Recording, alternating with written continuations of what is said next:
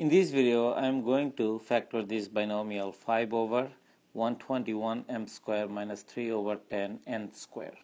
To factor this, I am going to use the difference of squares formula, which is a square minus b square, that is equal to a plus b times a minus b. Now I need to express it as a perfect square.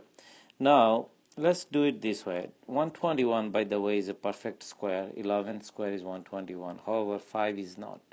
But we can kind of make it a perfect square by putting a square root of 5 on it. Because square root of 5, if you square it, so I'm showing it here on the side, is going to be just 5, because square and square root are going to cancel. So I could write it as square root of 5 because it's not a perfect square. So m, then I can square this. If I square this, I'm going to get this term.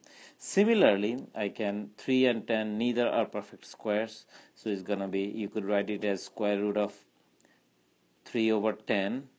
Or you could also write it, by the way, as square root of 3 divided by square root of 10. That's both acceptable.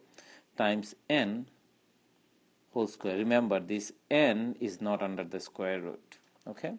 Now you have it as a difference of squares. This is my a in my context and this is my b. So my difference of squares formula gives me a plus b times a minus b. So it's going to be square root of 5 over 11m plus square root of 3 over square root of 10 n, then times square root of 5 over 11m minus square root of 3 over square root of 10 times n. And this is what the factorization of this given binomial. I hope that this discussion was helpful. Thank you very much.